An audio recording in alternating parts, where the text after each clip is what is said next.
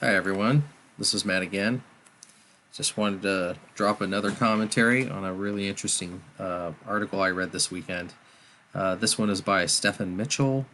It was published Saturday, 16th of October, 2021.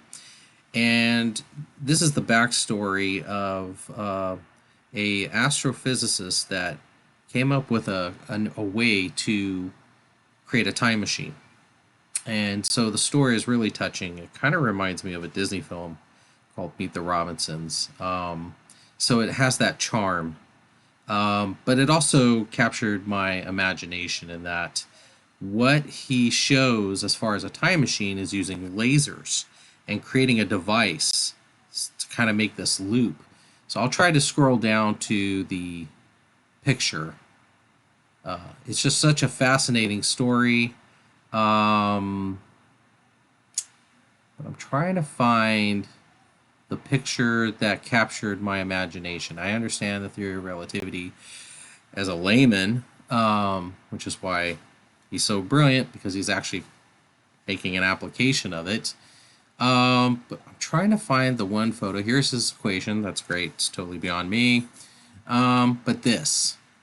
So I looked at this, and if you read this article, which is a great article, it actually sets up a framework of rules.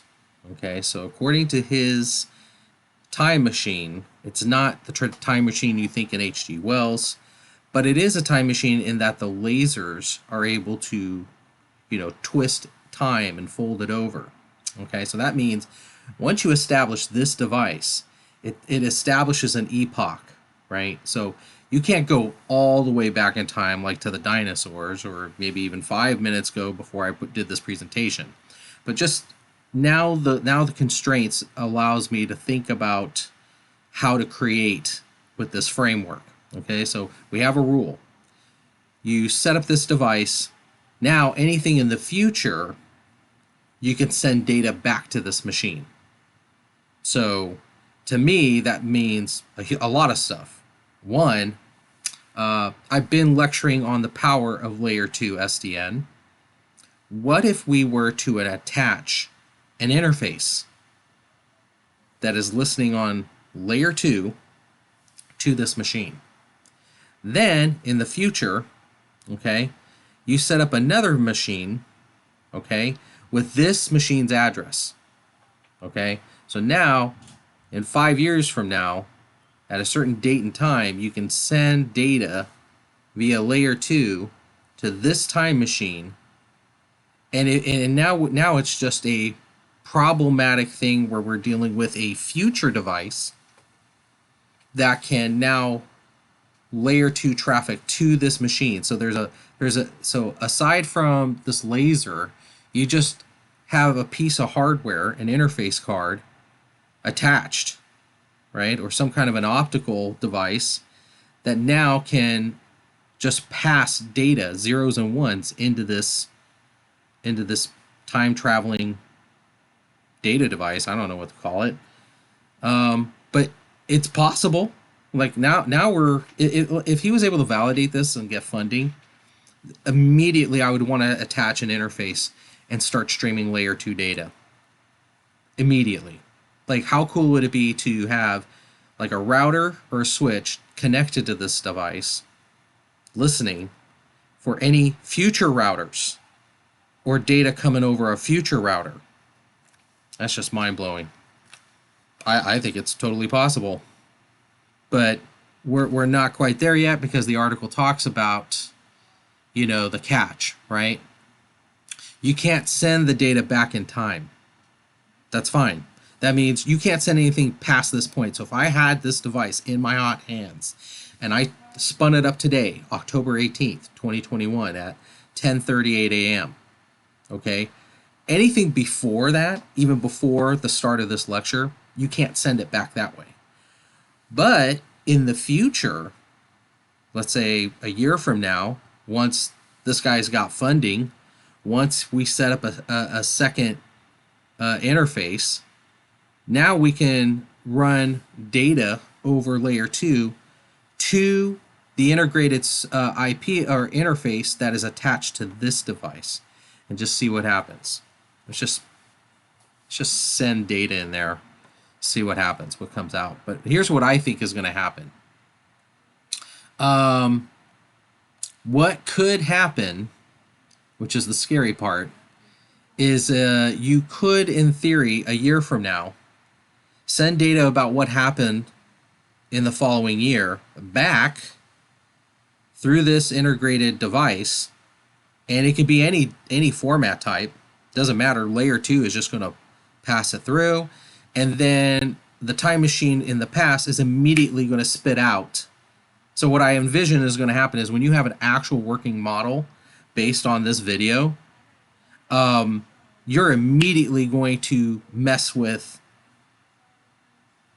inceptions of everything. Like, I mean, it would just be one day where all this data just starts streaming to this one device from the future, from all different sources. And that is going to be a trip. I think that is fantastic. He talks about information back to the past and warned myself that, you know what, I was actually thinking more of the comical Zemeckis guy in the Back to the Future series, where we have some kind of an almanac. I certainly would like to know if who's going to win the Super Bowl. I would want to know, am I going to make money off of crypto? I would like to know if there's a financial crash. Does the dollar actually die in a year?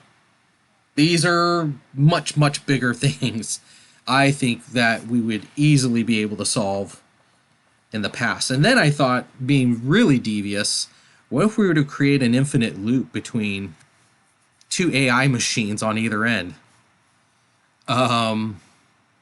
Because really, when you get quantum up and running, you don't need all the data to go through to the past.